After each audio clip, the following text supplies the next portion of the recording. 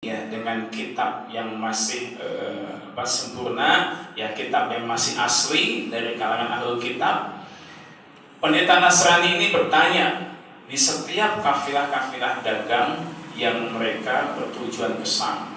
Maka ketika ditanya siapa di antara kalian ya yang tinggalnya di tanah haram atau di Mekah, maka ketika itu Tolha spontan menyatakan bahwa aku adalah tinggal di Mekah, di tanah haram.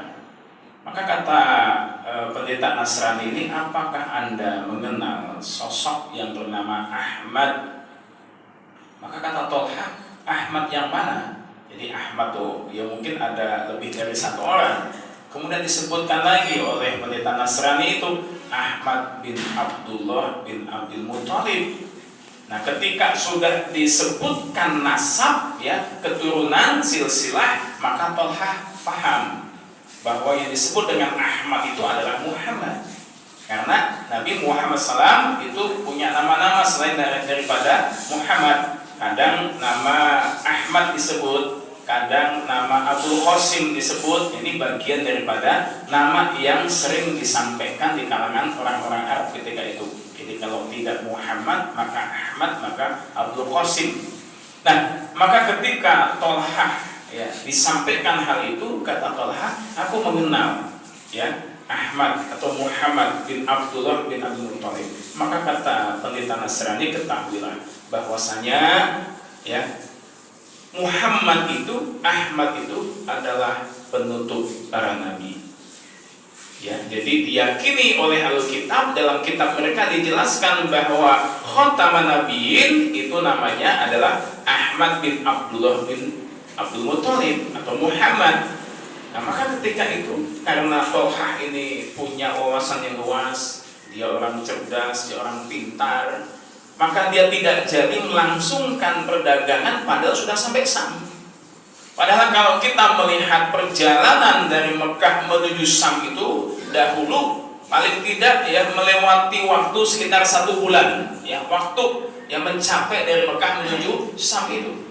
Jadi kalau Tolha itu dari Mekah menuju Syam butuh waktu selama 1 bulan ya, ketika mendengarkan apa yang disampaikan oleh pendeta Nasrani itu, Tolha kembali lagi.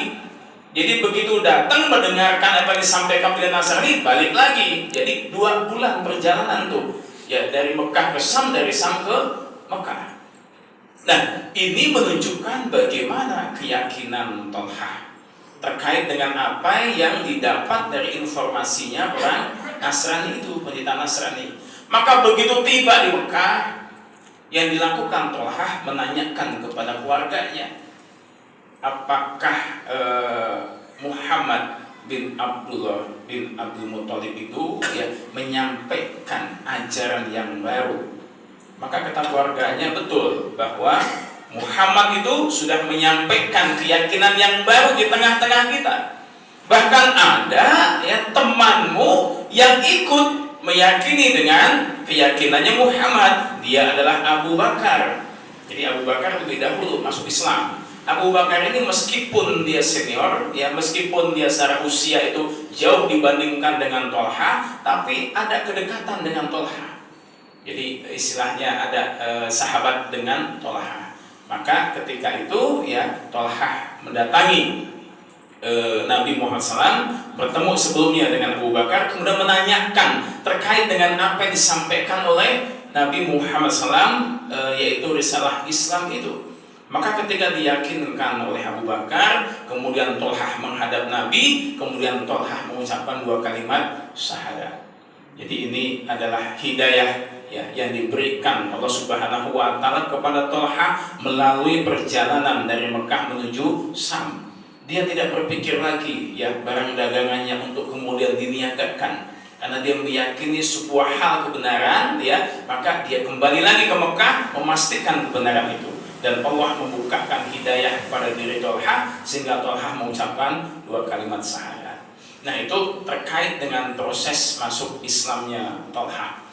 Nah, hadirin ikhwatul iman, dan ternyata Tolha itu dengan Nabi Muhammad SAW ya itu iparan.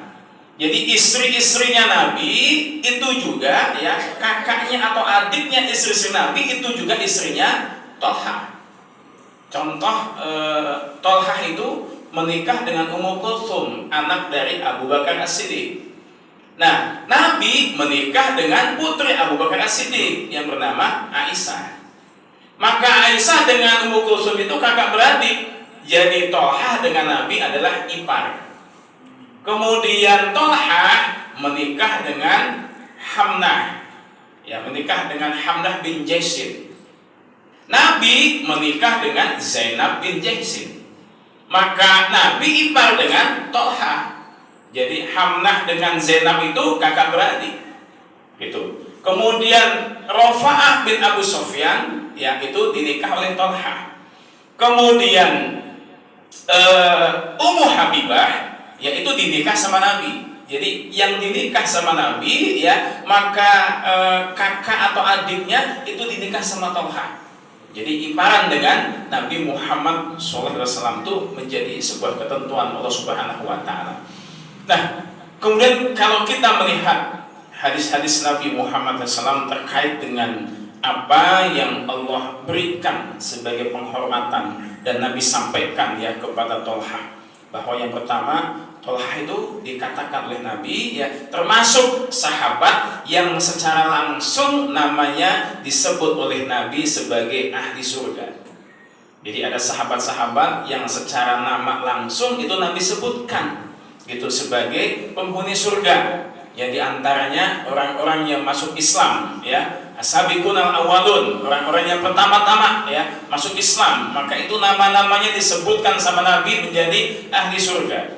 Maka Tolha termasuk bagian yang disebut Nabi sebagai ahli surga. Yang kedua, bahwa Tolha disebut oleh Nabi sebagai orang yang syahid di hadapan Allah, dan ternyata benar adanya dalam perjalanan hidupnya Tolha nanti itu wafat ya di saat perang Jamal. Meskipun perang Jamal itu Tolha mengundurkan diri dari barisan perang ketika itu, karena terjadi peperangan antara pihak Aisyah dengan pihak Ali bin Abi Thalib yang kemudian disusupi oleh orang-orang yang tidak suka terhadap ajaran Islam. Maka Tolha mundur ya karena mengingat hadis Nabi Muhammad SAW, karena di barisan Ali bin Abi Thalib itu ada Amr bin Yasir. Kata Nabi ketika membangun ya Masjid Nabawi, maka Nabi menyatakan sesungguhnya ya kalian ya sahabat-sahabatku, di situ ada Tolha, di situ ada Amr bin Yasir. Maka kasihan Amr bin Yasir itu nanti ya dia akan bertemu dengan orang yang salah dalam peperangan.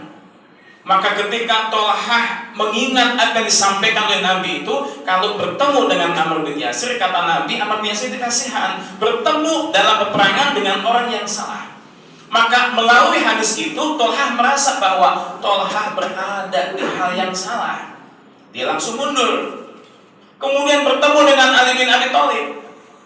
Kata Ali bin Abi Thalib ya bahwasanya ya Nabi itu menegaskan ya terkait dengan kejadian ya bagaimana itu wafatnya Tolha itu. Maka dengan dua keyakinan itu apa yang disampaikan oleh Ali bin Abi Thalib, maka Tolha mundur dari barisan. Dan ternyata ya Tolha itu wafatnya, syahidnya bukan karena kaitan dengan perang Jamal, tapi kaitan dengan orang Khawarij yang sudah membidik ya Tolha. Itu namanya Marwan ya, kalau tidak salah Marwan itu membidik Tolha ya itu dengan senjata sampai terkena dalam luka di lututnya yang dilumuri dengan racun sehingga Tolha kemudian syahid. Ini disampaikan oleh Nabi ya bahwa Tolha nanti akan syahid, dan itu terjadi.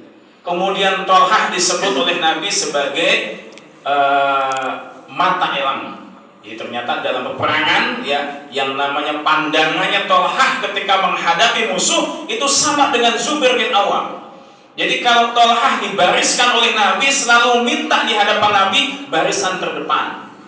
Jadi kalau Nabi sudah perintahkan kepada para pasukan ketika jihad di medan perang, maka Tolha selalu berada di barisan terdepan.